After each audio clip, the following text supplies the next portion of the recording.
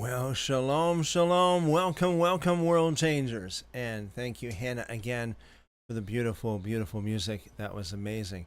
By the way, if any of you would like to purchase Hannah's album, it's a digital download. You can find the link in the description. I know she put a lot of effort into recording it and making sure that it's all perfect. So if that is something you're interested in, that's available.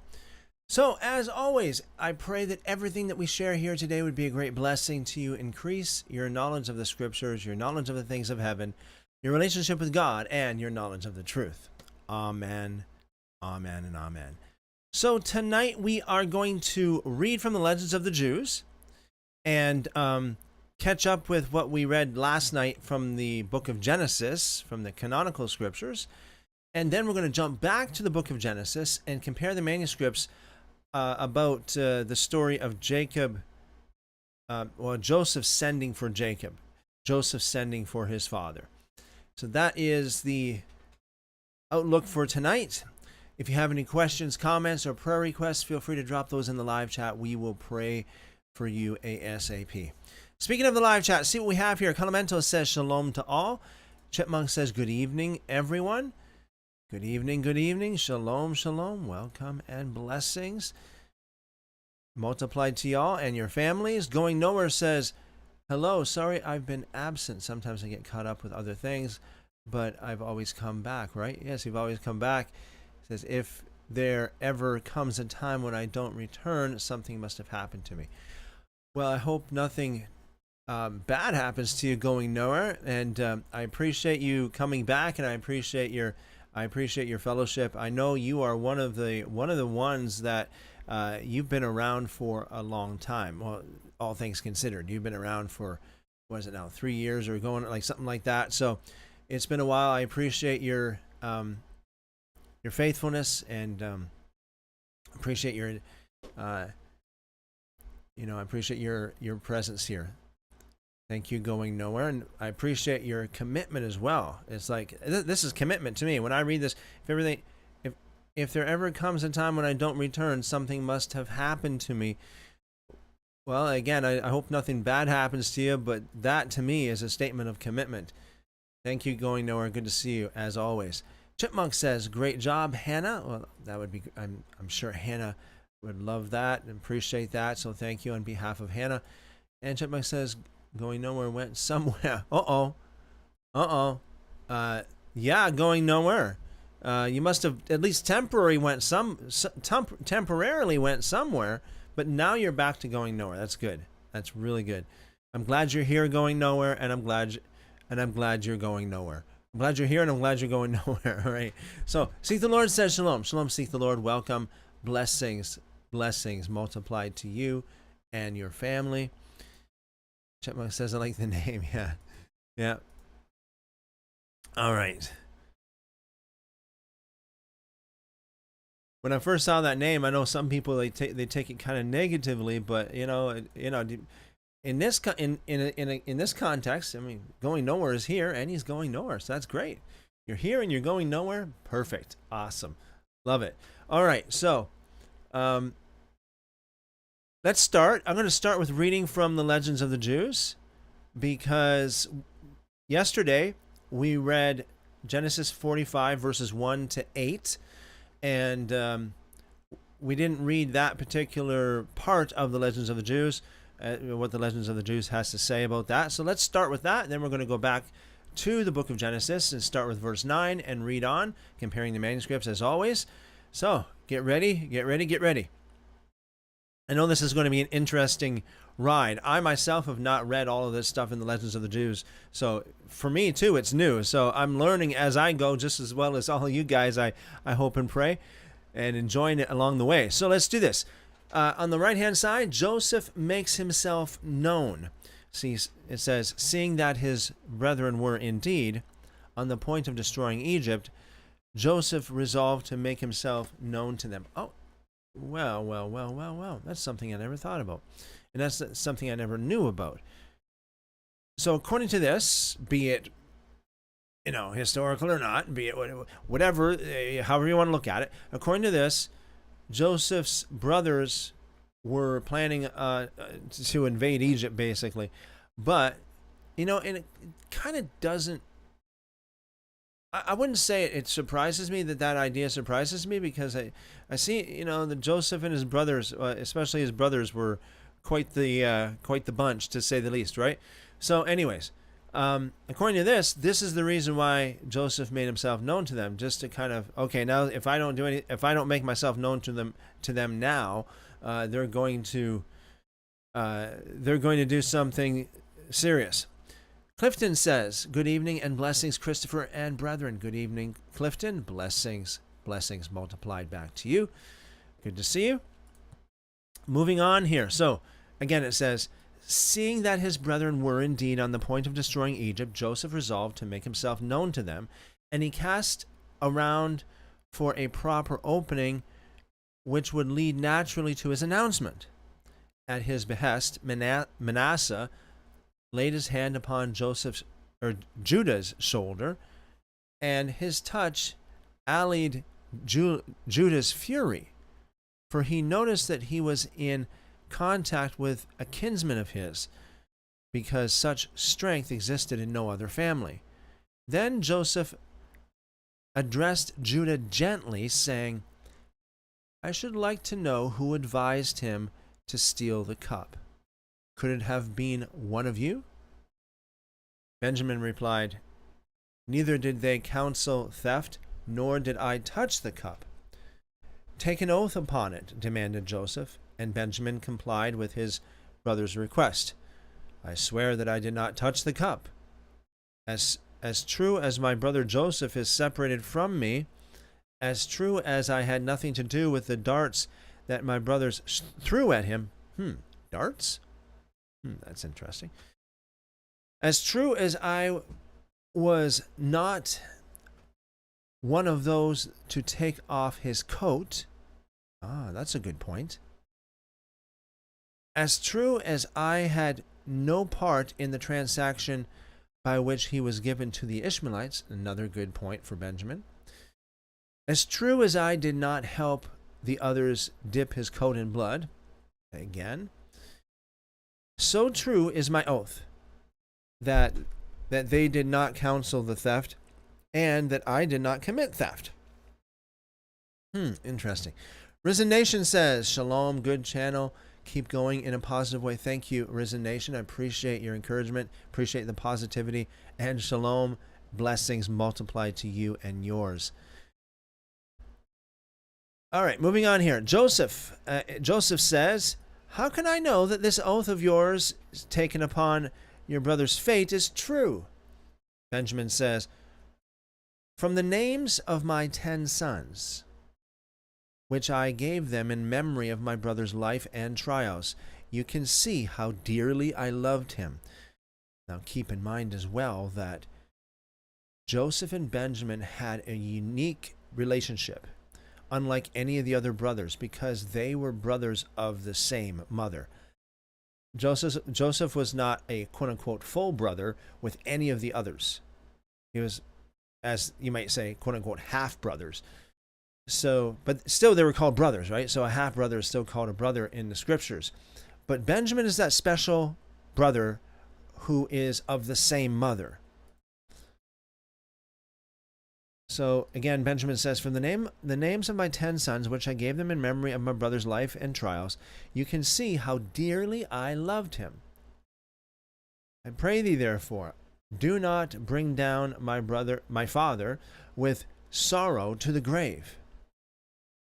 Hearing these words of abiding love, Joseph could refrain himself no longer.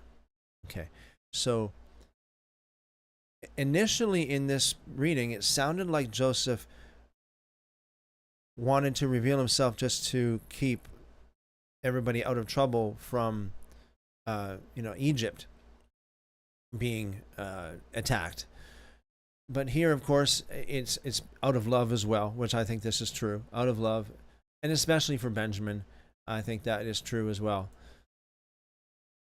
Moving on, it says, he could not but make himself known unto his brothers.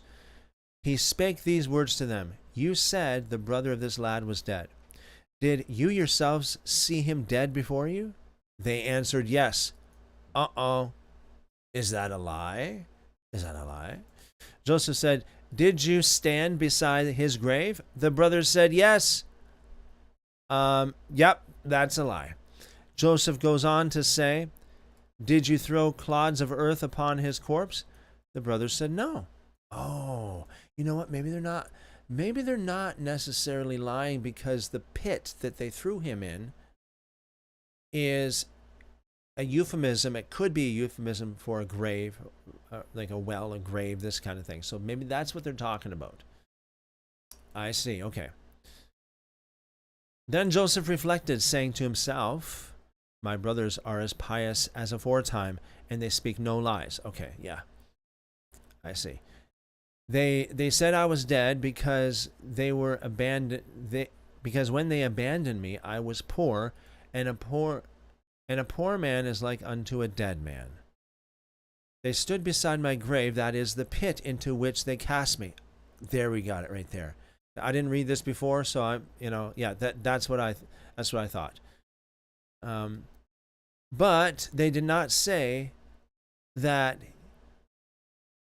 they had shoveled earth upon me, for that would have been a falsehood. Perfect. Yeah. Chipmunk says, I remember the one mentioning the pit was deep. Yeah. But they sold him, so they knew. Yeah, that's the thing too. Yeah. Yeah. So apparently this whole thing about is your brother dead, it seems to be like more of a figurative statement. You know, again, it reminds me of the prodigal son, where the prodigal son takes off. Of course, we all know the story, and he goes and when he returns, his father said, my son was dead, but now he's alive again. So again, that's a figure of speech, being dead in the way that he's gone, he's lost, he's spiritually dead, if you will. I don't know if I would say that Joseph was spiritually dead, but he was lost in a way, at least gone. And as it says here in the Legends of the Jews, that he was a very poor young lad. So, figuratively speaking, you could say he's as good as it says here. A poor man is as good as a dead man. Thank you, Chipmunk. Cubert says, Shalom, Shalom, Cuberts, welcome and blessings multiplied to you and your family. Okay, so it says, turning to his brothers, he said, you lie when you say that your brother is dead. Oh, there we go. He is not dead. You sold him, and I did buy him. So there you go, Chipmunk. Yeah, there you go, right there. Yeah. So I was trying to find a way, like where it said, okay, like it, figuratively speaking, since he was so poor and he was lost and that kind of thing. Yeah, but there you go. Perfect. Thanks again, Chipmunk. You sold him, and I did buy him. I shall call him and set him before your eyes. So this is almost like Joseph lying too, isn't it? Or maybe again, it could be a figure of speech that, what he's saying here. And he began to call, Joseph, son of Jacob, come here. Joseph, son of Jacob, come here. Speak to your brothers who did sell you. The others turned their eyes here and there to the four corners of the house until Joseph called to them, why do you look here and there? Behold, I am Joseph, your brother. Their souls fled away from them. Well, that's a unique statement, isn't it? Their soul. I take this to mean like something like they pretty much fainted, or they're about to faint. Their souls fled away from them, and they could make no answer. But God permitted a miracle to happen, and their souls came back to them. Wow.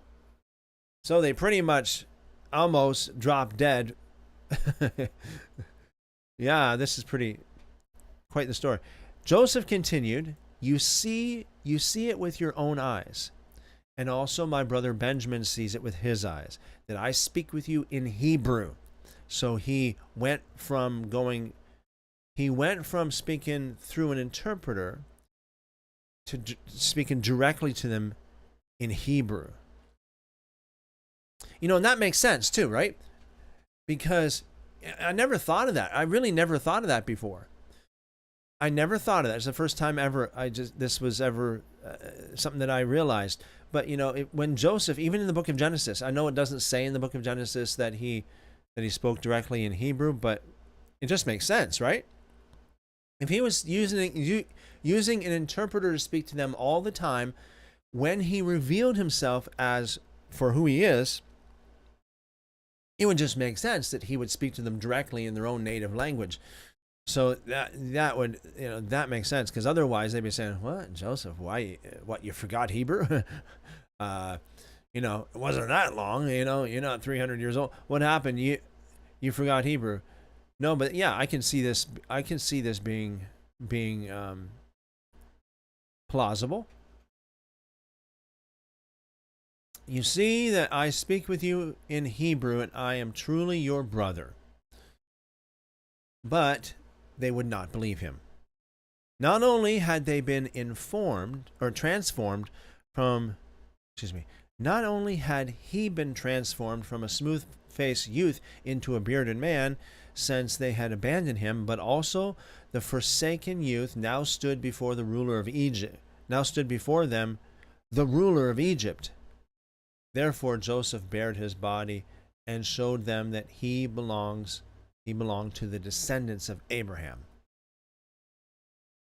I think this would probably mean he took off his garb, he took off his Egyptian headdress or whatever he had on, who knows what he had on, and he presented himself as quote-unquote normal, if you will. Chipmunk said they would recognize his voice. Yeah, you'd think they would, right? You think they would. But see, how old was he when they saw him last? I mean, from the pit, right? So if he was just like how it says here, if he was just smooth-faced youth, then perhaps his voice was quite different. And maybe, since he grew up and to be a man, it could have been that his voice has changed enough for them not to initially recognize his voice. Could have been. Yeah, very good, very good. And I thought about that as well. I thought, wouldn't they know his voice? But again, if he was just if he was just really young and he had the young boyish voice, and then he gets old and he gets a deeper voice, and that could kind of throw them off a little bit. Chipmunk says that makes sense. Yeah, awesome. Thanks again, Chipmunk. Okay, so it says here, abashed they stood there, and in their rage they desired to slay Joseph as the author of their shame and their suffering. Oh, they're still, according to this story anyway, they're still kind of like, there's Joseph. All that, yeah. You know what? I can somewhat envision this as well, because if you think about the whole story, the big picture, they were absolutely irate. They were furious. They were livid because this little young boy Joseph was saying that they would bow down to him. Right? So this is what they were so angry at him actually saying, that I had a dream when you guys would be bowing down to me. So they were so furious, enraged because of that. And then all of a sudden now, at this point in time in the story, it's like they clue in. Wait a second. Joseph tricked us into thinking that he was someone other than himself, and we did bow down to him. So maybe that is, because they bowed down to him how many times up until this point? It was at least a couple times, right? 2 or 3 times. So maybe, I can see that it could be the case where they could go from fear to anger, because that is something that happens naturally, you know. I notice this whenever someone is struck with fear or terror, sometimes that turns to anger. When the fear subsides, anger comes in. So that could be what happened here with the brothers of Joseph. I'm just speculating. I'm just thinking what could be. But I can see that happening. Now this one, but an angel appeared and flung them to the four corners of the house. I don't know how that would work, but maybe again it was a spiritual thing where they kind of retreated to the outer, to the, what do you call it, the extremities of the room. Perhaps that's what it means. Judah raised so loud an outcry that the walls of the city of Egypt tumbled down. The women brought forth untimely births. Joseph and Pharaoh both rolled down off their thrones, and Joseph's 300 heroes lost their teeth. I think this is a little bit of a stretch myself, but hey, it's quite the story. What do you guys think in the live chat? Do you think this... yeah. Oh, that is quite the voice. So Judah shouts, cries, outcry, screams, yells so much that Joseph's 300 heroes lost their teeth. What happened to your teeth, man? Well, this guy, he yells so loud my teeth fell out. Clifton says they were in the wrong place to get angry, Christopher. Yeah, that's right. Oh, yeah. So earplugs were made after this. So says Chipmunk. That sounds about right. Yeah, that's it. After that, definitely. Earplugs would definitely be the thing. All right, guys. Thank you, Clifton and Chipmunk. That's great. Yeah. So, and their heads remained forever immobile.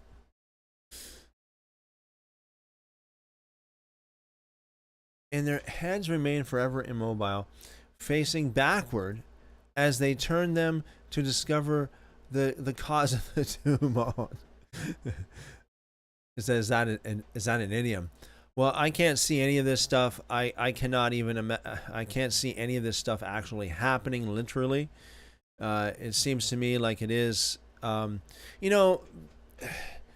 find this, as much as I understand about the ancient Jewish ways of thinking and writing, a lot of times stories like this, exaggerations like this, are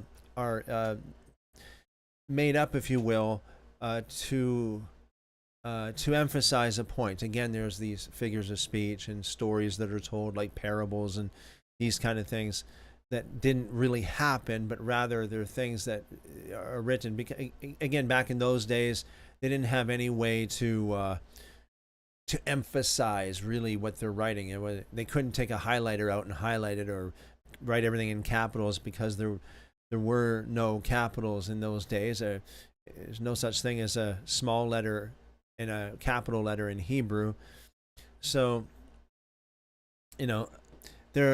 I think that what we're looking at here could be, and it's not just here, it's other places as well, in other extra biblical books, that it could be the way of thinking is culturally so different from what we are used to, and the way they write, write these stories and tell these truths, if you will, are so different than what we're used to that we don't quite get it. We think, oh, this is so absurd. Well, it is absurd, I think, if you take it like literally. Yeah, so thank you, Chipmunk. I do think that if this is if this has any truth to it, it would be a figure of speech, figures of speech, idiom, this kind of thing. Thank you, Chipmunk. Yeah, so these guys were so shocked, according to this, that they turned to look and their heads got stuck. Their heads got stuck backward. It's like, snap your head backwards, and what happened to you? Well, I was so shocked, I turned to look and, but I think that really the moral of the story here, the message here is that Judah made a scene. Yeah, being so loud that teeth fall out sounds like an idiom. It's not in my idiom book. Yeah, the head turning. Yeah. Yeah. Hey, even today, right? We have a lot of these kind of sayings, like, you're pulling my leg, or you let the cat out of the bag, or, raining cats and dogs. We have so many of these figures of speech today. If we were to write it down and then, 3,000, 4,000 years from now, somebody finds it and be like, huh? What in the world? Somebody bit the dust. Somebody kicked the bucket. On and on it goes, right? Johnny, I told you a gazillion times not to do that. So anybody that reads that like 4,000 years from now might say, oh, this is total nonsense. This is just total. But if they understand it in the context and in the figurative way that it's supposed to be presented, then I think they would get the gist of the real meaning of the message. Yeah, thanks again, Chipmunk. Okay. Yeah, let's see what we got here. Yet the brothers did not venture to approach close to Joseph. They were too greatly ashamed of their behavior toward their brother. Well, I can see that to be true. Yeah, I can see that. Can you imagine, like, what a story. Like, you pretty much hated your sibling, beat him up, threw him in a pit, left him for dead, sold him as a slave, like really abused him, bullied him, all kinds of stuff like that. And then to find out that because of what you did, he became like pretty much one of the most powerful men on the planet, and you're standing before him. So yeah, I can see that they were ashamed. They were full of fear. They were angry. A mixed bag of emotions. Yeah, I can see that.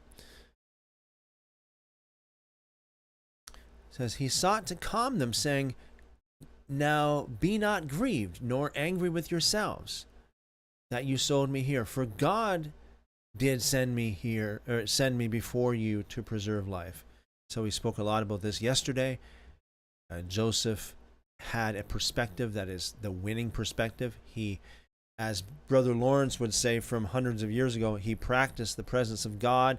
He understood that all this that happened to him was in the plan of God, and he trusted that, and that is what give him the strength and the wisdom and the grace to endure it all.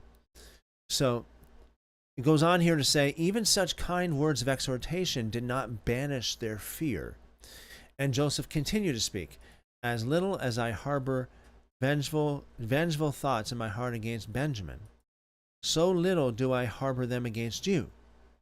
And still his brothers were ill at case, and Joseph went on, quote,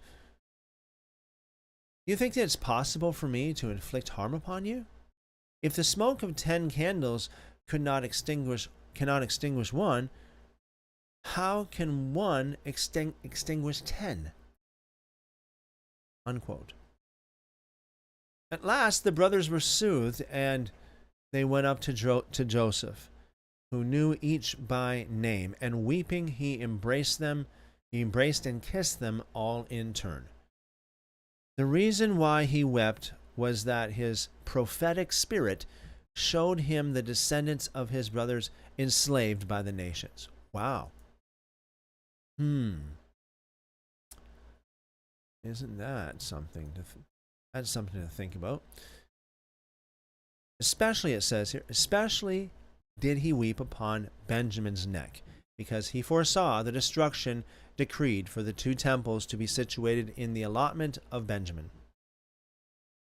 And Benjamin also wept upon Joseph's neck for the sanctuary at Shiloh in the territory of Joseph, which was likewise doomed to destruction.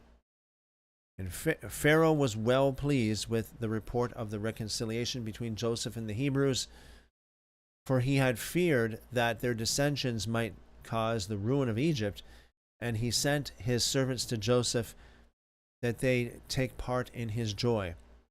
Also, he sent word to Joseph that it would please him if his brothers took up their abode in Egypt, and he promised to assign the best parts of the land to them for their dwelling place.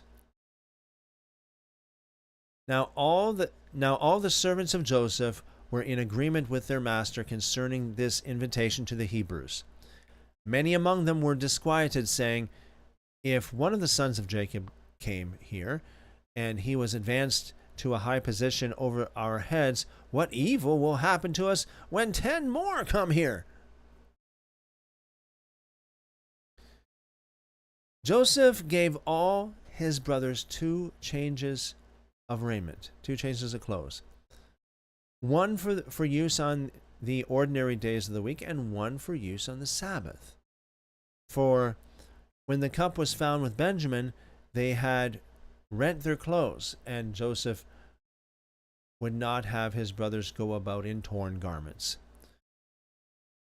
But to Benjamin he gave 5 changes of clothes, 5 changes of raiment, though not in order to distinguish him above his brothers. Joseph remembered only too well what mischief his father had caused by giving him the coat of many colors, thereby arousing the envy of his brothers. He desired only to intimate that Mordecai, a descendant of Benjamin, would once be arrayed in 5 royal garments. Joseph presented his brothers, apparelled in their gold and silver embroidered clothes, before Pharaoh. I can imagine that. Yeah, dress up for Pharaoh, who was well pleased to become acquainted with them when he saw that they were men of heroic stature and handsome appearance. He gave them wagons to bring their families down into Egypt, but as they were ornamented with images of idols, Judah burnt them, and Joseph replaced them with 11 other wagons, among them the one he had ridden in his ascension to office, to view the land of Egypt. This was to be used by his father on his journey to Egypt. Again, I think this is plausible. Chipmunk says, Joseph was put in a position where his reaction would set the tone of war or forgiveness. Absolutely, yes. This comparison to Jesus, guiding by forgiveness, not pointing and screaming, this could have gone so different. Yes.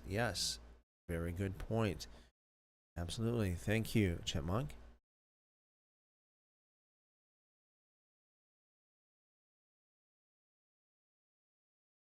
It continues to read, for each of his brother's children he sent raiments, and also 100 pieces of silver for each.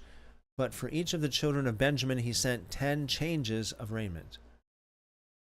And for the wives of his brothers he gave them rich garments of state, and such were worn such as were worn by the wives of the pharaohs, and also ointments and aromatic spices.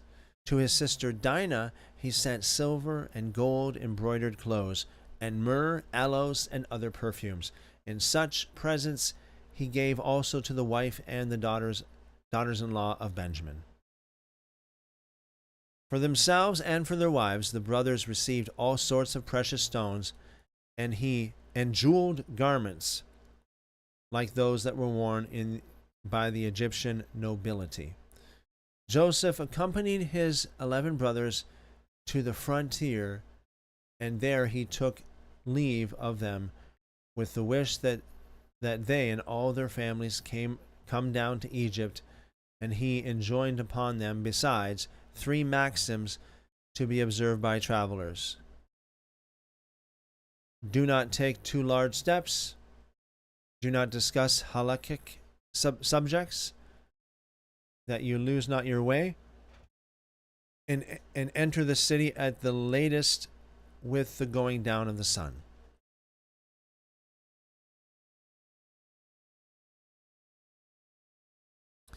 Okay.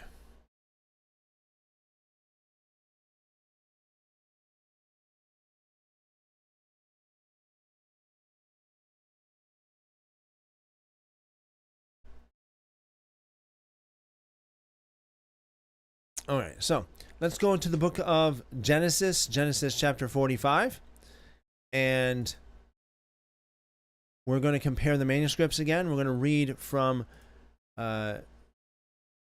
Genesis chapter 45, verse 9.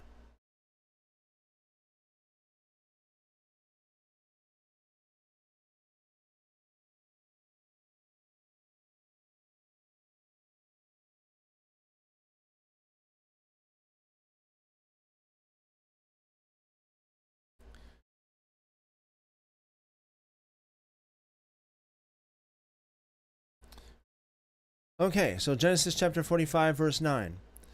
Hurry, go up to my father and tell him, this is what your son Joseph says. So I'm reading from, by the way, the WEB translation of the Masoretic text. Hurry, go up to my father and tell him, this is what your son Joseph says. God has made me Lord of all Egypt. Come down to me, don't wait. Okay, let's stop there. The Septuagint, Genesis chapter 45, verse 9, hasten, therefore, and go up to my father and say to him, these things says your son Joseph. God has made me Lord of all of the land of Egypt. Come down, therefore, to me and tarry not. Syriac says, quickly go up to my father and say to him, thus says your son Joseph, God has made me Lord of all Egypt. Come down to me and do not tarry. Targum says, hurry, go up to my father, tell him, this is what your son Joseph says. Elohim has made me master of all Egypt. Come down to me, do not delay. Vulgate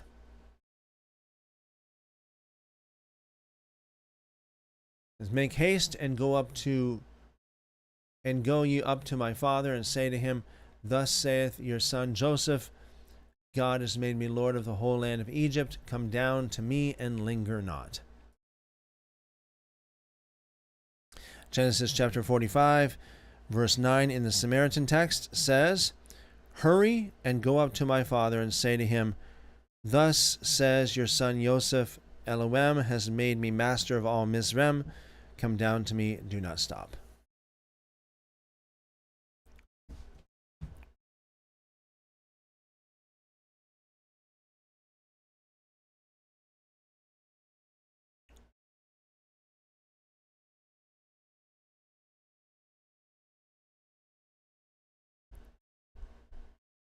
Verses 10 and 11, you shall dwell in the land of Goshen, and you will be near to me, you, your children, your children's children, your flocks, your herds, and all that you have. There I will provide for you. For there are yet 5 years of famine, lest you come to poverty, you and your household and all that you have. Septuagint, verse 10. And you shall dwell in the land of Gesem. So that's a little bit different than Goshen, Gesem. You might say, well, how did it go from Goshen to Gesem? Well, of course, we got the G and the SH. Well, in the Hebrew, SH and S are the same letter. Depending on the context, you can pronounce it either way. In the Hebrew as well, there is no vowels. There are no vowels, so the O and the E per se, or at least the way you pronounce it with these kind of vowel sounds, is not in the literal written text of the Hebrew. So these vowels can change given different ways of pronouncing the word in different cultures and different ages. Now the N and the M is really what's off here, right? So perhaps it's a scribal error, or perhaps it's a way of pronouncing the word is a little bit different.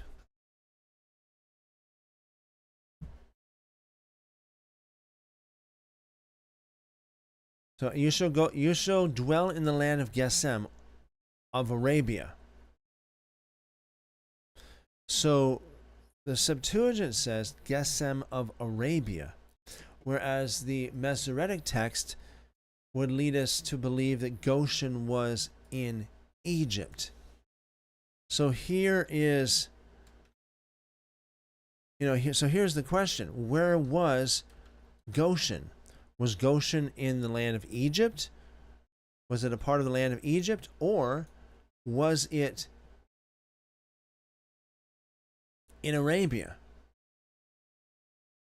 Typically speaking, as far as I understand, Goshen is believed to be part of the land of Egypt, located around the eastern Nile Delta region of Egypt. So that would be like in the lower part of Egypt.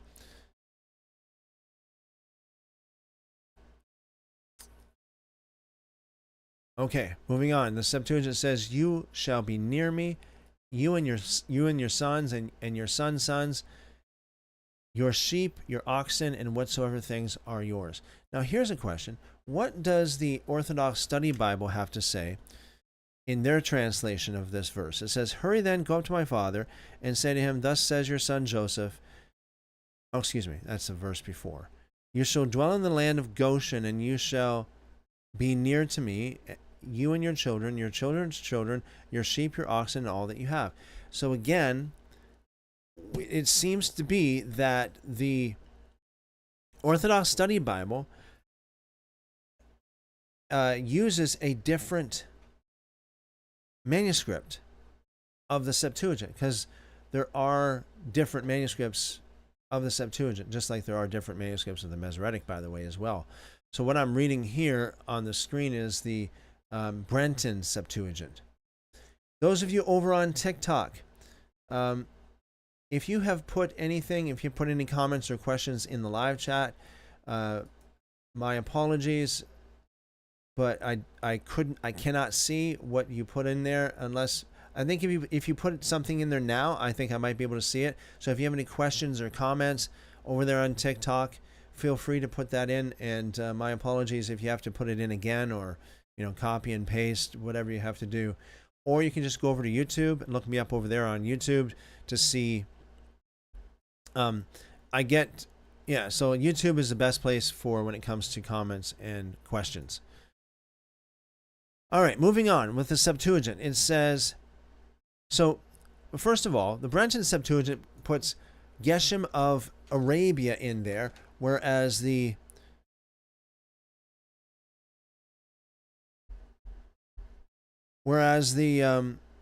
Septuagint translated by the Orthodox Church, the Orthodox Study Bible, just says land of Goshen, not Gesem of Arabia.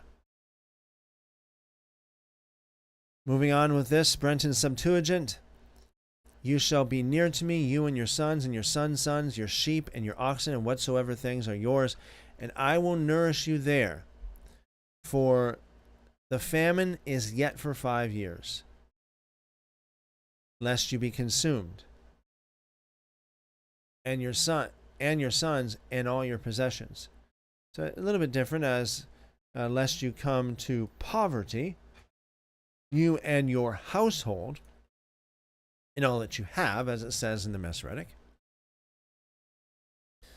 The Syriac says, and settle in the land of Geshan, and be near to me, you and your children, and the children of your house, and your flocks, and your cattle, and everything that you have. And I shall support you there, because the famine remains 5 years more, lest you and your household be destroyed, and everything that you have. Okay, so again, in the Syriac, the name of Goshen is, the vowels are different. No surprise there, but it doesn't say Geshen or Geshem of Arabia. It says just simply Geshen, which would this be a variation of Goshen.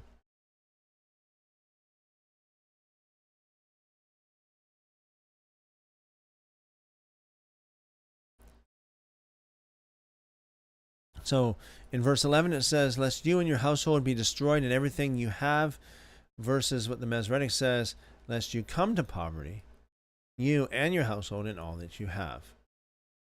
Targum says, you will dwell in the land of Goshen, and you will be close to me, you, your children, your grandchildren, your sheep, your cattle, and all that you own. So, a little bit different. I will provide for you there, verse 12, since there will be another 5 years of famine, lest you become impoverished, together with the people of your household and all that is yours. Vulgate. Make haste and go up to my father and say, that's the previous verse again. You shall dwell in the land of Geshen, and you shall be near me, you and your sons and your sons' sons, your sheep, your herds, and all things that you have.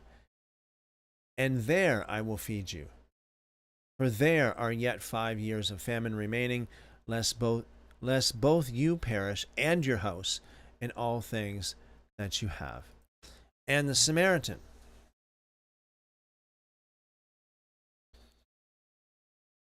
says, and you shall dwell in the land of Gashen, Gaashen, Gaasen, and you shall be near me, you and your children, and your children's children, your flocks, your herds, and all that you have.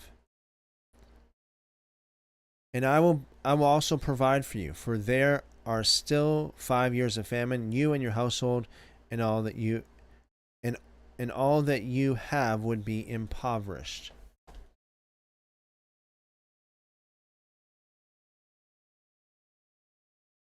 Verses 12 and 13, W.E.B., based upon the Masoretic text. Behold, your eyes see, the eyes of my brother, and the eyes of my brother Benjamin, that it is my mouth that speaks to you. I've read this so many times, but I have never realized what I actually read.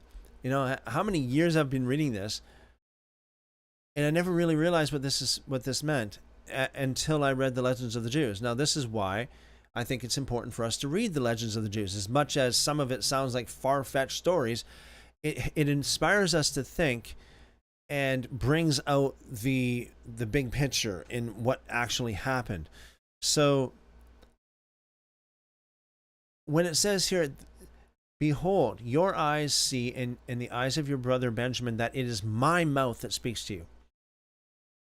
Now I get it.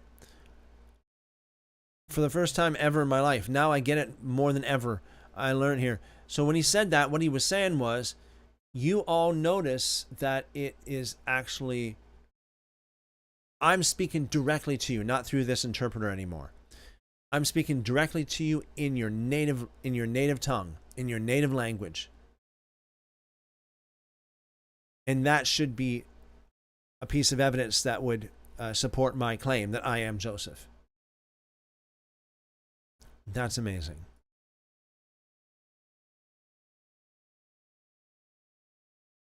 Verse 13, you shall tell my father of all my glory in Egypt, and of all that you have seen, you shall hurry and bring my father down here.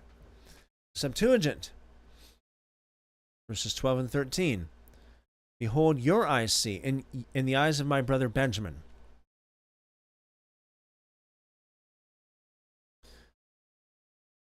Behold, your eyes see in the eyes of my brother Benjamin, that it is my mouth that speaks to you.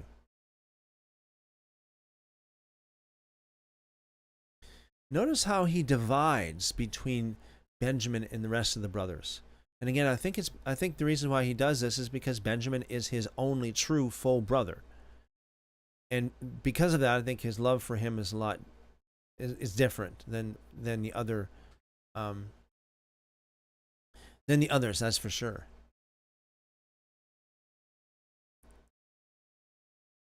Verse 13. Report therefore, go to my father, or to my father, all my glory in Egypt, and all things that you have seen, and make haste and bring down my father here. Syriac says, behold, your eyes have seen, and the eyes of my brother Benjamin, that my mouth is speaking with you. And show my father all my glory that is in Egypt, and all that you see, and hurry, bring my father down here. Targum, behold, your eyes see it along with my brother Benjamin's eyes, or Binyamin's eyes, that I speak with you with my own mouth. Look at this. It says in your language. So in the Targum actually supports the legends of the Jews here. And you could say the legends of the Jews perhaps got it from the same source as the Targum, or perhaps even got it from the Targum. Perhaps that's one of the sources of the text. So, yeah, so again, Joseph presenting evidence that he is actually Joseph, in that he speaks their native language, and I would assume that there wouldn't be that many people back in those days that would speak that kind of language. So I think that would be quite convincing for them. It says, tell my father of all my honor in Egypt, and all that you saw, hurry and bring my father down here. Vulgate. Behold, your eyes, and the eyes of my brother Benjamin, see that it is my mouth that speaks to you. You shall tell my father of all my glory and all things that you have seen in Egypt. Make haste and bring him to me.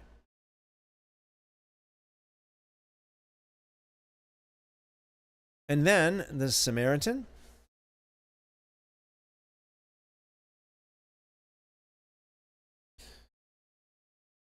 says, and behold, your eyes see in the eyes of my brother Benjamin, that it is my mouth that is speaking to you, and you must tell my father of all my splendor in Mizraim, and all that you have seen. You must hurry and bring my father down here.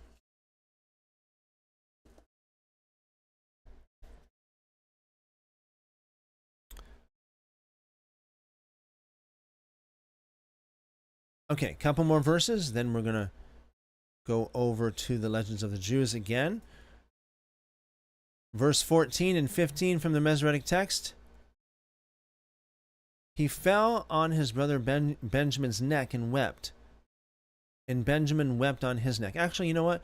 Instead of going to the Legends of the Jews after this,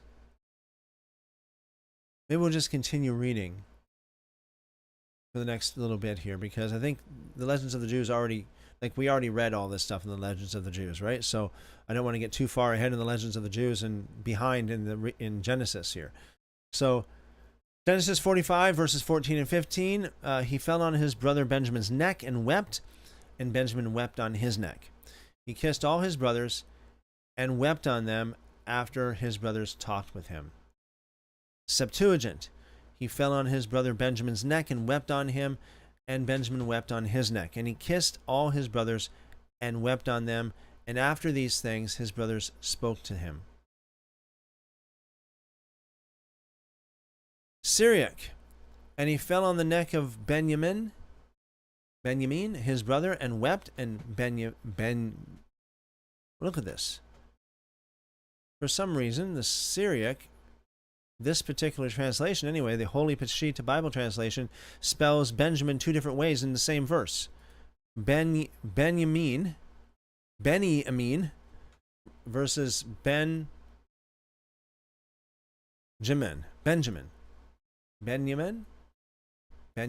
versus Benjamin. Anyways, it says again in verse 14, and he fell on the neck of Benjamin, his brother, and wept, and Benjamin wept on his neck.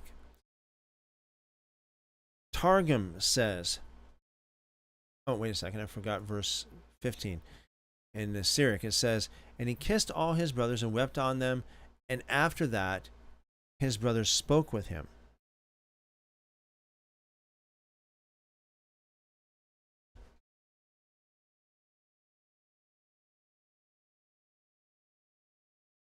Targum, he then fell upon his brother Benjamin's neck and wept, and Benjamin wept upon his neck. He kissed all his brothers and wept upon their necks. After that, his brothers spoke with him. Latin Vulgate says, after falling upon the neck of his brother Benjamin, he embraced him and wept, and Benjamin in like manner wept also on his neck. And Joseph kissed all his brothers and wept upon every one of them, after which they were emboldened to speak to him.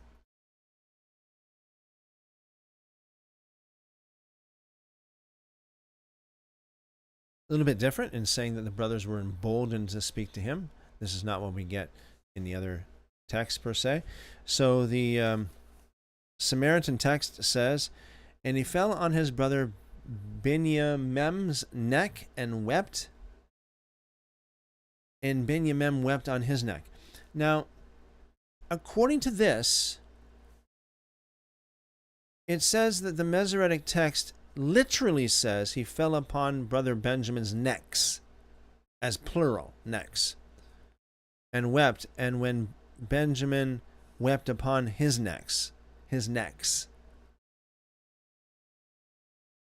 Now, that's according to this. Now, I know that we don't have that kind of translation in any of the English translations, like the mainstream English translations, but that's an interesting thing. Then verse 15, Samaritan. He kissed all his brothers and wept on them, and afterward his brothers talked with him. Okay. Hubert says, does the Legends of the Jews have many authors like the Bible? Yes, it does, Huberts. Many authors like the Bible, definitely. Thank you for your question. Seek the Lord says, this is one of the most fascinating stories in Genesis. It is. I think it's one of the most important stories in Genesis. Chance asks the question, what skin color was Jacob? What does that matter, Chance? All right. Thank you, guys. Appreciate it. Okay. Let's go on. Verse 16. Genesis chapter 45, verse 16. The report of it was heard in Pharaoh's house, saying, Joseph's brothers have come. It pleased Pharaoh well and his servants.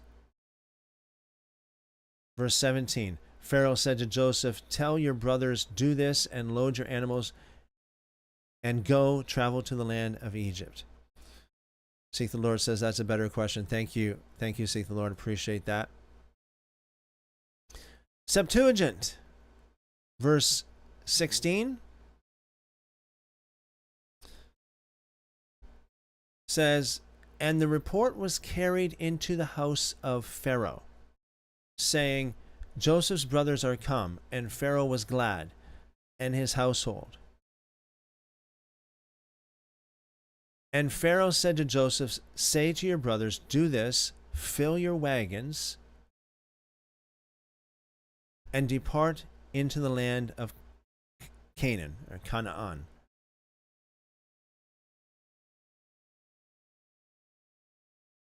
Yeah, so a little bit different.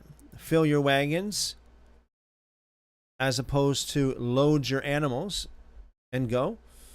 Fill your wagons is, again, different words. And I know, as I keep on, I'm thinking this, so I'll share it. But I know somebody might say, well, what's the difference? What makes, what's the big deal there? Well, really, to me, it's not that much of a big deal. But to others that hang on every single letter of the Hebrew, and they think that their particular favorite translation or manuscript is absolute perfect. Well, yeah, when you got all these many words that are changed, added, not necessarily contradictions, but certainly different, that would matter to some people if they're expecting perfection in their manuscript. Syriac says, verse 16, and a voice was heard in the house of Pharaoh that said, now it's interesting, and a voice was heard in the house of Pharaoh versus what the Masoretic says, the report of it was heard in the house of Pharaoh. A voice was heard in the house of Pharaoh. My grandmother would say, oh, that's comical. A voice was heard in the house of Pharaoh, saying, or that said, the brothers of Joseph have come, and the report was pleasing in the eyes of Pharaoh and in the eyes of his servants. And Pharaoh said to Joseph, say to your brothers thus, load your animals with grain, and go, bring it to the land of Canaan. Now here we are. Should have known. I see this so often. I feel like even just proclaiming a law, the law of the manuscripts, when you got two manuscripts that vary, not contradictory, but vary quite a bit between the two, then typically all of the manuscripts vary in that one saying, that one verse or word or phrase. So again, to go back to Masoretic, we have Masoretic Genesis 45 verse 17, load your animals. Septuagint, do this and fill your wagons. It doesn't say anything about animals. Fill your wagons. And then in the Syriac, it says, load your animals with grain. Load your animals with grain. So different pictures here. You got the one that says load your animals, which, you can interpret that in different ways, right? You can say load the animals on the wagons, or load your animals with, take all of your substance and take all the grain and all your silver and gold and all that kind of stuff, and load your animals, get ready, let's go. Whereas the Septuagint makes it sound like it's not necessarily the animals in and of themselves, but it's the wagons that are pulled by the animals. Fill your wagons, it says. And then the Syriac, load your animals with grain. No mention of the wagons. And go bring it to the land of Canaan. Now, let's see what the Targum says. I expect the Targum to be pretty much on par with the Masoretic. But here we go. Let's say it says, the news was heard in Pharaoh's house. So again, we got Masoretic says the report of it was heard in Pharaoh's house. Septuagint says the report of it was carried into Pharaoh's house, into the house of Pharaoh. Syriac says a voice was heard in the house of Pharaoh, whereas the Targum says the news was heard in Pharaoh's house that Joseph's brothers had come, This was good news in the eyes of Pharaoh and in the eyes of his servants. Pharaoh said to Joseph, "Tell your brothers to do this. Load your beasts and go and bring to the land of Canaan." Okay, yeah. So this is pretty much on par with the Masoretic. Vulgate says, and it was heard,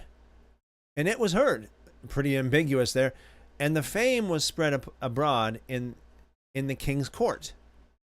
That's different. The brothers of Joseph are come, and Pharaoh with all his family was glad. With all his family. Now, isn't it that the other manuscripts makes it sound like it's actually the Egyptians? But no, not necessarily. Well, the Masoretic says, it pleased Pharaoh and his servants. Septuagint said Pharaoh was glad and his household. So you could say that would be his servants or his family. Syriac, it was pleasing in the eyes of Pharaoh and in the eyes of his servants. Targum, where are we here? Okay.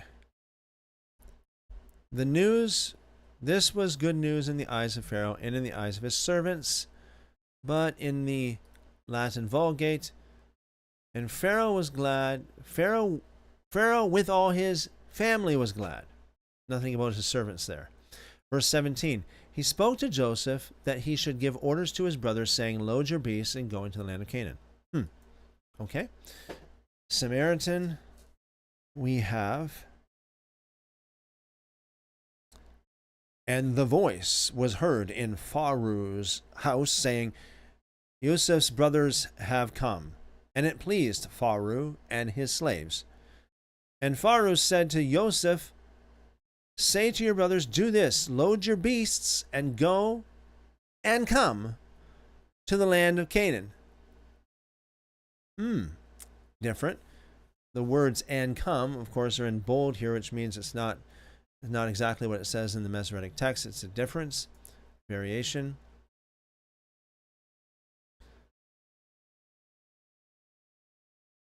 Verse 18, WEB, Masoretic text. Verse 18 and 19. Take your father and your households and come to me, and I will give you the good of the land of Egypt, and you will eat the fat of the land. Now you are commanding me to do this. Take wagons out of the land of Egypt for your little ones and your wives, and bring your father, and come.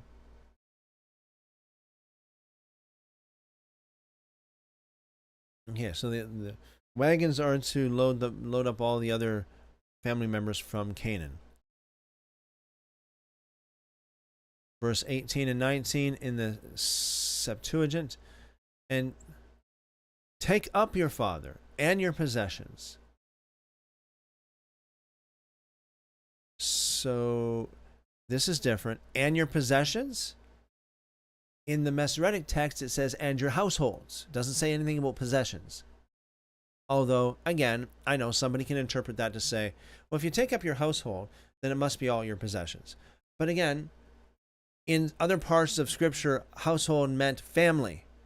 Not necessarily possessions, but rather the family. Like how we just read there earlier, Pharaoh's household was his family. All right, moving on with the Septuagint. Take up your father and your possessions and come to me, and I will give you of all the land, of all the goods of Egypt. And you shall eat the marrow of the land. So the Masoretic says you'll eat the fat of the land, and the Septuagint says you'll eat of the marrow of the land. Another difference.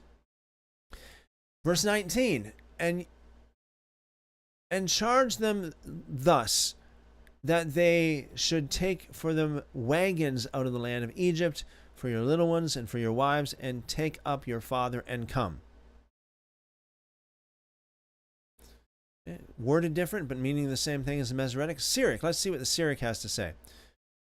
I have to I put it side by side here with the Masoretic so we can compare. The Syriac says, and take your father and the people of your house and bring them. So that is what I thought the Masoretic meant. You know, take up your father and your households. Not necessarily all your possessions, right? Just the people. Take your father and the people of your house and bring them to me. And I will give you the good of the land of Egypt, and you shall eat the fat of the land. So Syriac is Syriac and Masoretic agree here, fat, whereas Septuagint says marrow. Verse 19. Now notice this verse 19 as I put them side by side here. Verse 19 of the Syriac is a good line and a half longer than the Masoretic text. See what it says. Verse 19, and you now are authorized to say so to your brothers. Compare that with the Masoretic, now you're commanded to do this.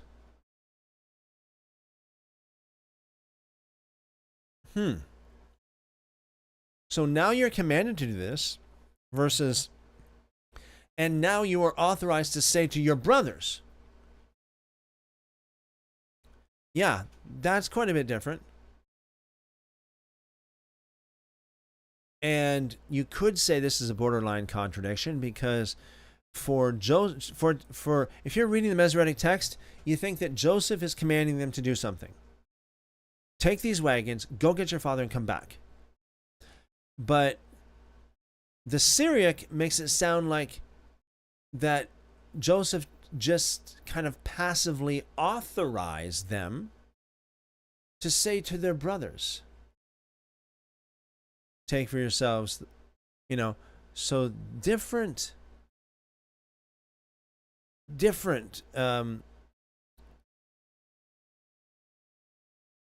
scenario here. Okay, so it says in the Syriac, let's just see what does it say in the Septuagint again? And do thou charge them thus. So this is different too, because the Masoretic sounds like you are commanded to do this. So it's a command from Joseph to the brothers. You are commanded to do this, versus, and do thou charge them thus. In the Syriac, and now you are authorized to say to your brothers. So the Syriac and the Septuagint are more related than the Masoretic in this very verse, because the Masoretic is like, Joseph, you're commanded to do this. I command you, take these wagons and go and get your father, get our father. Whereas the Septuagint and the Syriac makes it sound like, no, you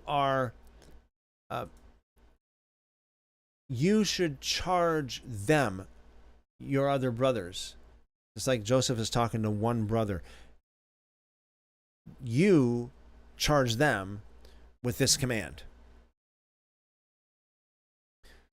So, I mean, if you're making a movie out of this, like, what manuscript do you go by? I think at this point in time, we'll see what this Samaritan has to say right now, but seeing that the Syriac and the Septuagint are older, both of them are quite a bit older than the Masoretic text, and they both agree, vaguely speaking, they agree on this. I would go with that if I was making a movie of this. Not the Masoretic text of it. Anyways, moving on with the Syriac, it says, take for yourselves wagons from the land of Egypt for your wives, for your little ones, and take your father and come.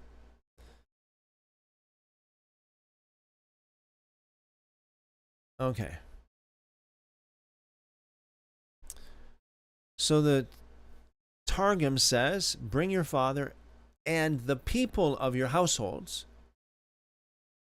Again, that's different than the Septuagint.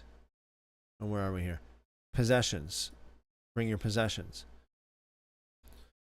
The Targum says, bring your father and the people of your households and come to me, and I will give you the best of the land of Egypt. You will eat of the fat of the land. Now you are commanded to order your brothers to do the following. See? So far we have the Targum, the Syriac, and the Septuagint all generally agreeing on this against the Masoretic. Now again, because they're all earlier texts, I would go with them. If a movie producer asked me, what should I put, like, how should I present this scene? I would say, go with the Septuagint, Syriac, Targum, and see what the Samaritan says. We'll see what the Samaritan says a little bit later here. But that's what I would do. So you are commanded, according to the Targum, to order your brothers to do the following. Take wagons from the land of Egypt for your little ones and for your wives. Bring your father and come. Vulgate.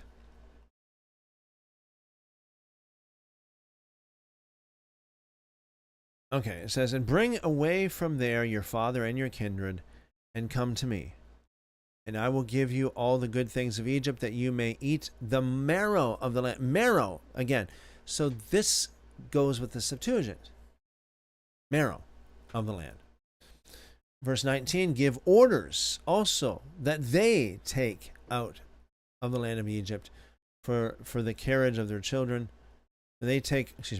Give orders also that they take wagons out of the land of Egypt for the carriage of their children and their wives, and say, take up your father and make haste and come with all speed.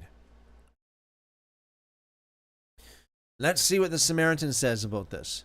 So the Samaritan says,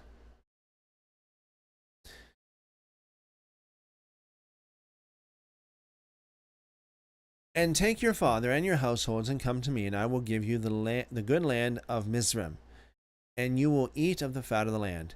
And this I have ordered you to do. And this I have ordered you, do this. Take for yourselves wagons from the land of Mizraim for your little ones and for your wives, and bring your father and come. I did not expect the Samaritan to be like that. So the Masoretic and the Samaritan agree on that, whereas all the other ones don't agree. All the other ones make it look like the command was to one of the brothers to tell the other brothers. Yeah, so that is interesting. So having seen this, I think I'm because the Samaritan is so old as well. So you got the Samaritan, Septuagint is pretty much the same age per se, and one says one thing, one says the other, but then the Syriac and the Targum also says, Syriac Targum also agrees with the Septuagint. So because the Samaritan agrees with the Masoretic in this, it makes me want to think a little bit more a little bit more moderately when it comes to this whole scene again. So either way,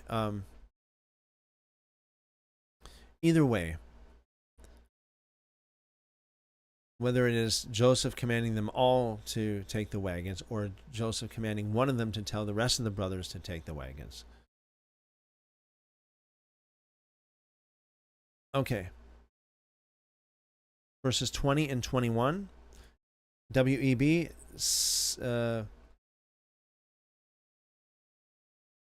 Masoretic text. Also, don't concern yourselves about your belongings, for the good of all the land of Egypt is yours. Oh, so this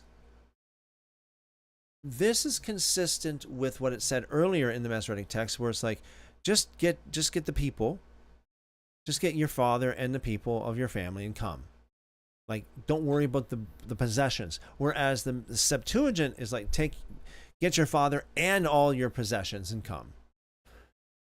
So I'm interested to know what the Septuagint says about that, because if the Septuagint says don't worry about your possessions, then I would say for once that the Septuagint kind of is not consistent within itself, within the very text. However, I didn't read what the Orthodox version of the Septuagint says here.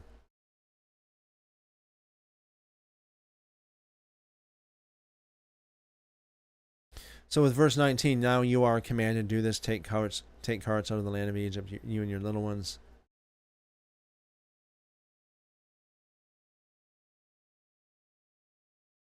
Verse 18, bring your father and your households and come to me. Again, it makes it sound like it's just the people. So this is there. We find variance even between this translation of the Septuagint or this version of this Septuagint manuscript versus the Brenton Septuagint manuscript that says, take your possessions. Unless it's just the actual translation of the Brenton that is the problem here. Maybe that's what the case is. Maybe the Brenton translators said father and his household. They, house, that means possessions, and they just put possessions in there. That's a good possibility.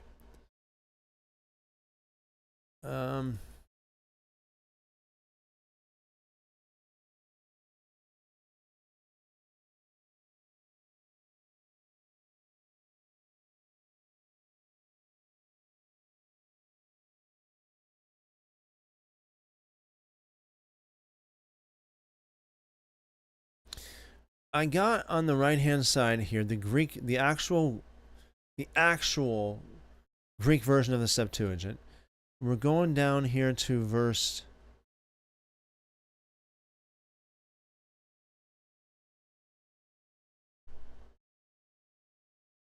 so this would be verse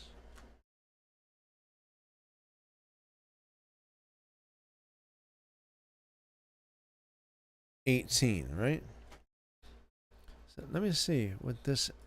We'll take this here, and we will translate it.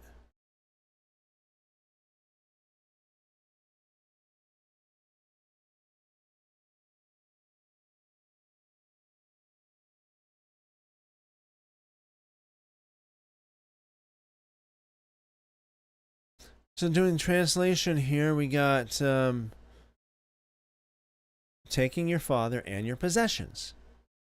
Come to me. So the translation here, according to this would be Google Translate, says possessions, whereas this Orthodox Study Bible says households, which again makes it sound like it's the people more than the possessions. Okay, let's go on here with the reading of the text. Genesis 45 verse 20. Also, don't concern yourselves about your belongings, for the good of all the land of Egypt is yours. The sons of Israel did so. Joseph gave them wagons according to the commandment of Pharaoh, and gave them provision for the way.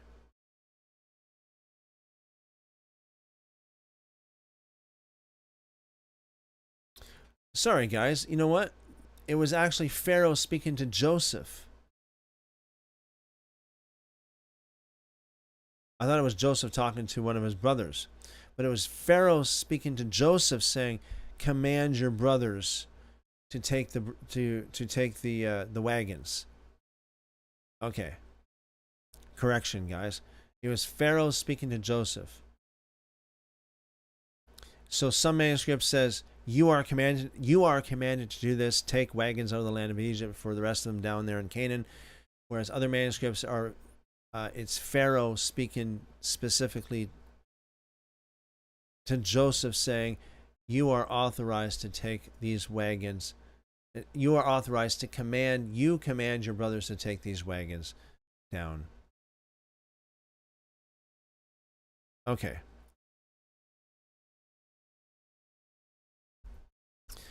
Septuagint, verse 20. And be not sparing in regard to your property, for all the good of Egypt shall be yours. Well, when Pharaoh says that, you're good to go. And verse 21, and the children of Israel did so, and Joseph gave them wagons according to the words spoken by King Pharaoh, and he gave them provision for the journey.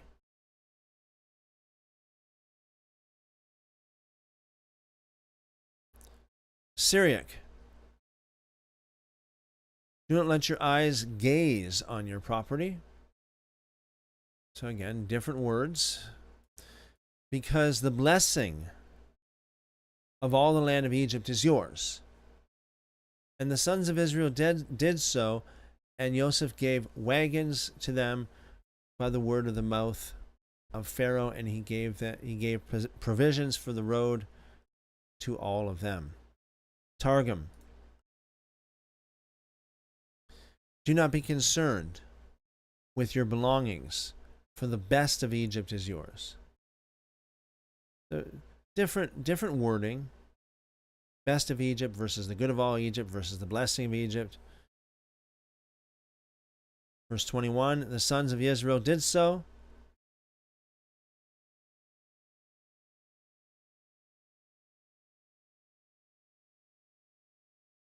Okay, the sons of Israel did so. Joseph gave them wagons by order of Pharaoh, and he gave them provisions for the journey. And the Vulgate. And leave nothing of your household stuff. For all the riches of Egypt shall be yours. Now, the way this is worded is if it's like,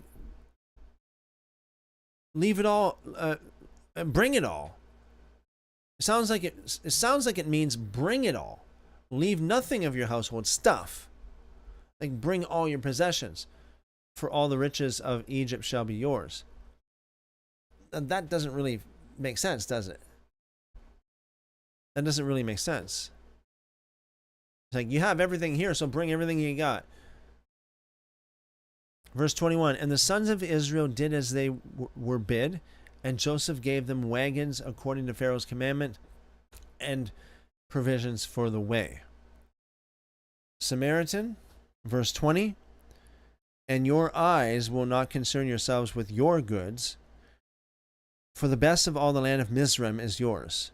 And the sons of Israel did so, and Joseph gave them wagons according to the command of Pharaoh, and gave them provisions for the journey.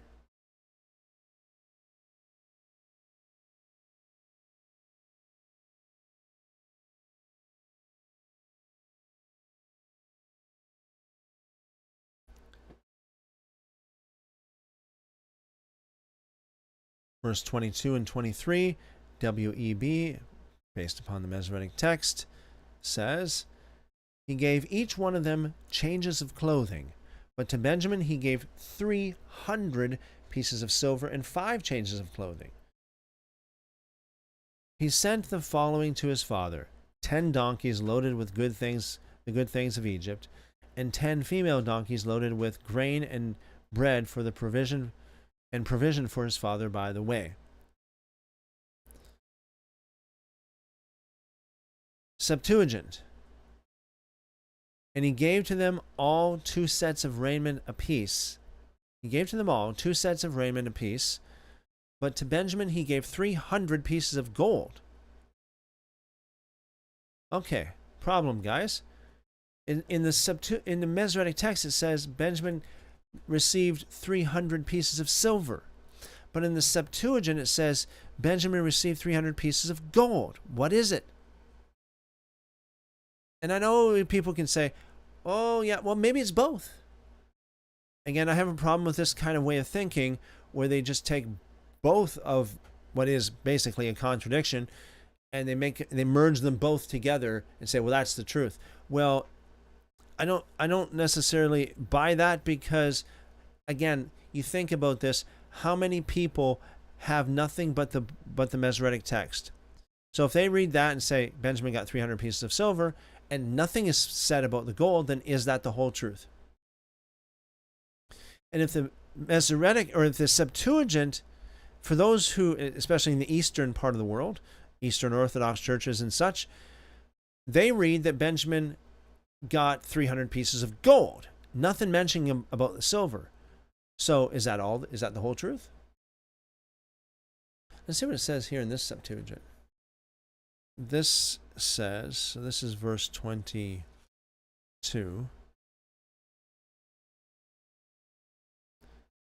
300 pieces of gold. 300 pieces of gold here.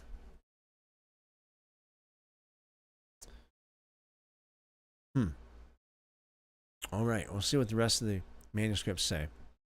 But let's continue with the Septuagint in verse 23 here. It says, and to his father, it says five changes of raiment. To his father he sent presents at the same rate. 10 donkeys bearing some of all the good things of Egypt, 10 mules bearing bread for his father and for the journey. So instead of saying 10 donkeys and female donkeys, it says donkeys and mules.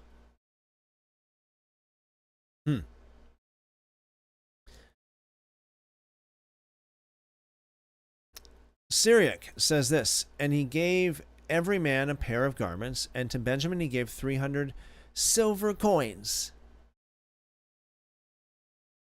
and 5 pairs of garments. So, all right, so the Septuagint the Septuagint says gold. In both the Brenton and the Orthodox Study Bible says gold. Masoretic in Syriac says silver and 5 pairs of garments. Verse 23, Syriac. Thus he sent to his father and 10 donkeys loaded with the good of the land of Egypt, and 10 she-donkeys loaded with grain and wine and provisions for his father on the road. Okay, so here we got again. This agrees with the Masoretic, donkeys and she-donkeys, whereas the Septuagint says donkeys and mules. Targum. To each of them he gave a change of clothing. To Benjamin he gave 300 selaim of silver pieces and 5 changes of clothing. So no surprise there that Targum matches the Masoretic. Excuse me. To his father he sent the following: 10 male donkeys loaded with the best of Egypt, 10 female donkeys loaded with grain, bread, and food for his father, or provisions for his father for the journey. Okay. Vulgate. It says, he ordered also to be brought out for every one of them 2 robes, but to Benjamin he gave 300 pieces of silver, with 5 robes of the best, with 5 robes of the best. And sending to his father as much money and raiment, added besides 10 donkeys to carry off all the riches of Egypt, and as many she-donkeys, he carrying wheat and bread for the journey. Samaritan. To all of them he gave each man changes of garments, and to Binyamim he gave 300 silvers, and 5 changes of garments. And to his father he sent as follows: 10 donkeys loaded with the good things of Mizraim land, and 10 female donkeys loaded with grain and bread and sustenance for his father and for the journey. Quite a bit different than the Septuagint. So the Brenton Septuagint and the Orthodox Bible Septuagint agree. Gold. And let me see if this says mules too. This is the Orthodox.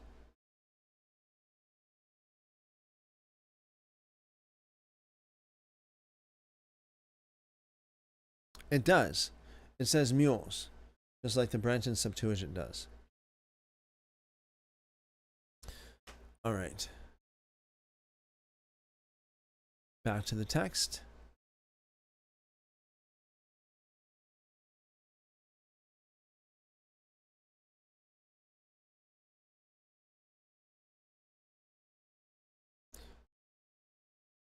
We'll just do one verse because that'll make it even at the end. Verse 24, WEB.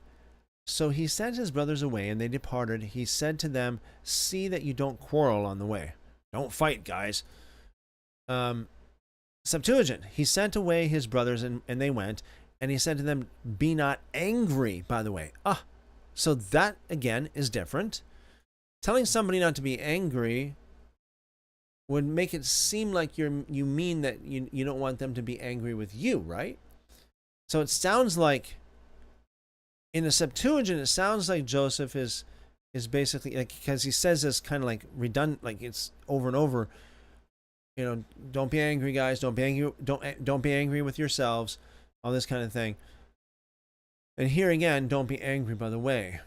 So it's different words for sure than don't quarrel. Don't quarrel, don't fight, but don't be angry, by the way. Syriac says, he sent them, and they went, and he said to them, do not argue on the road. Targum says, he sent his brothers off, and they went, and he said to them, do not be troubled, or argue along the way. Do not be troubled along the way. Again, we got quarrel. So the Masoretic says quarrel. Septuagint says angry. Syriac says argue. Targum says troubled. So again, the law of, the manuscripts here, when two of them disagree on a certain thing, or two of them says quite a bit differently, it seems like all of them are different than the others. So the Vulgate, what does the Vulgate have to say here? So he sent away his brothers, and at their departing said to them, be not angry in the way. Okay. And the Samaritan, and he sent his brothers away, and they departed, and he said, do not be afraid on the journey.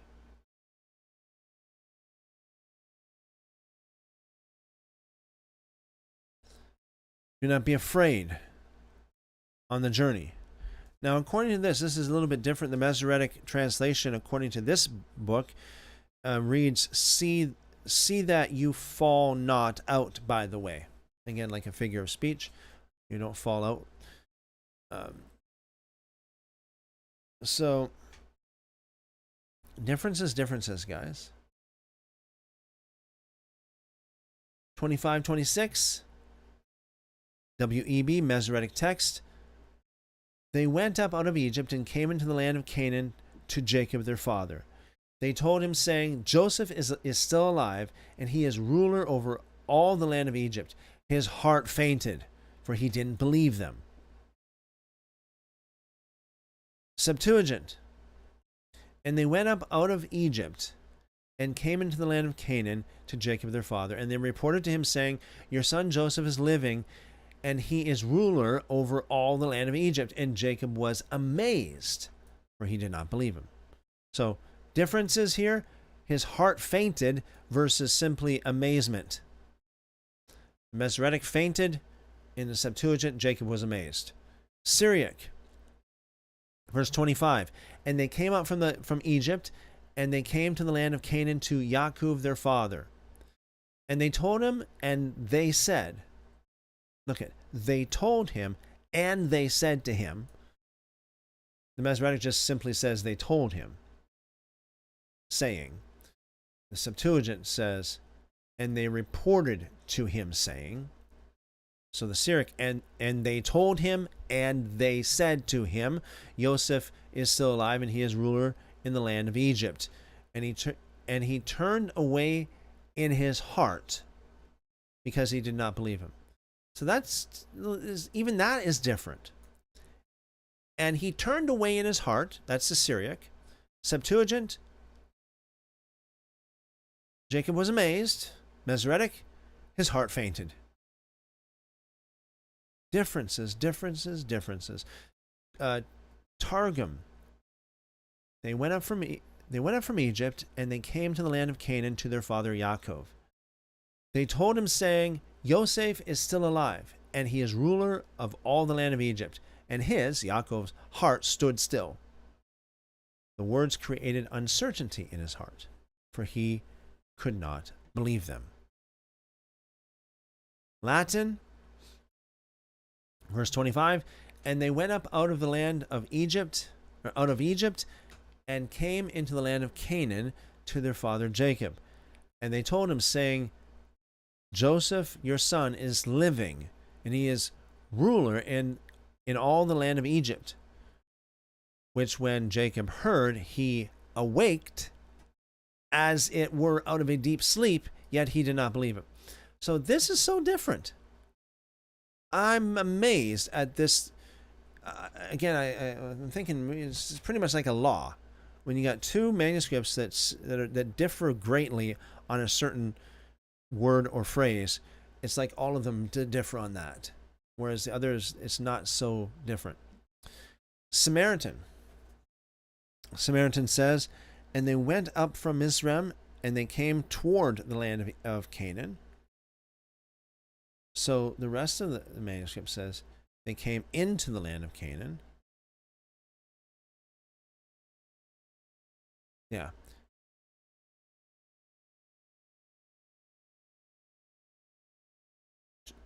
So Masoretic Septuagint says came into the land of Canaan. Syriac says came to the land of Canaan. Targum says came to the land of Canaan. And the Vulgate says came into the land of Canaan. But this says came toward the land of Canaan to their father Yaakov. And they told him, saying, Yosef is still alive, and indeed he is ruler over all the land of Mizraim, and his heart grew numb. See? Like, all the manuscripts say something different. His heart fainted. He was amazed. You know? He turned away from him. So his heart grew numb, for he did not believe him. He did not believe them. Excuse me. Okay, final two verses for tonight. Genesis 45 verses 27-28. This is the end of the chapter. Masoretic text, WEB translation. They told him all the words of Joseph which he had said to them. When he saw the wagons which Joseph had sent to carry him, the spirit of Jacob their father revived. Israel said, It is enough. Joseph, my son, is still alive. I will go and see him before I die. Wow. Septuagint 27-28. But they spoke to him all the words uttered by Joseph. There's an added word but in there. Whatsoever he said to them. And having seen the chariots instead of wagons, which Joseph sent to take him up, the spirit of Jacob their father revived. And Israel said, It is a great thing for me if Joseph my son is yet alive. I will go and see him before I die. So the Masoretic is like pretty emphatic. Joseph, my son, is still alive. Whereas the Septuagint is like not so emphatic. It's a great thing for me if Joseph, my son, is yet alive. Syriac, verse 27. And they told him all the words that Joseph had said to them, and Yaakov saw the wagons that Joseph sent to take him, and the spirit of Yaakov their father was comforted, not revived, like the Masoretic says, and the Septuagint says, but comforted, according to the Syriac text. And he said, This is great to me, that Joseph my son is still alive. I shall go see him before I die. So this Syriac is like a hybrid between the Masoretic and this Septuagint, because the Masoretic says, It is enough. Joseph, my son, is still alive. The Septuagint says, It is a great thing for me if Joseph, my son, is yet alive. But the Syriac says, It is great. This is great to me that that Joseph, my son, is still alive. So the "this is great" part is like from the Septuagint, or aligns with the Septuagint, and the other part aligns with the Masoretic. The last part says here, I shall go see him before I die.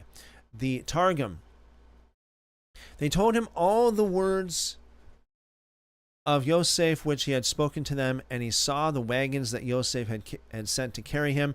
Then the spirit of prophecy rested upon their father Yaakov, was revived. So it says, then the spirit of their father Yaakov was revived. But between the word of and their father, it says prophecy rested upon. So it's like Yaakov knew by the Spirit what was going on here. And he knew it was of God. Moving on, it says, Yisrael said, it is too much. There is great joy for me. My son Yosef still lives. I will go see him before I die. Wow. Okay. Vulgate, verse 27 and 28. They, on the other side, told the whole order of the thing. And when he saw the wagons and all that he had sent, his spirit revived. And he said, it is enough for me if Joseph, so there's like, it's just like the Septuagint there, if Joseph, my son, be yet living, I will go and see him before I die. Samaritan. And they told him all the words of Yosef that he had spoken to them. And when he saw the wagons that Yosef had sent to carry him, the spirit of their father Yaakov revived. And Yisrael said, it is enough. My son Yosef is still alive. I will go and see him before I die. So every one of these texts in verse 25 or 28. Well, the Syriac doesn't. I was keeping an eye out for, where it switched from Jacob in verse 27 to Israel in verse 28. I was keeping an eye out for that and wondering if any of the other texts said Jacob in verse 28 instead of Israel, because we've seen this before. But it doesn't. We have Israel named in the Masoretic text, verse 28. Verse 28 in the Septuagint is Israel. However, the Syriac doesn't say Israel or Jacob. It just says, and he said. So whatever name you want to put in there. The Targum says Yisrael, and the Latin Vulgate also says, and he said. And same with the Samaritan. So, all right, guys. So that'll be it for the reading for tonight.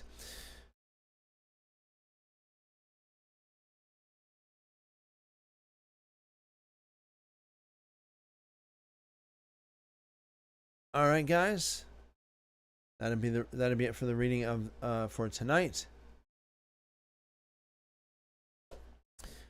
If you haven't already, please leave a like, please subscribe and follow. We do this every single day. Okay, we go live every single day.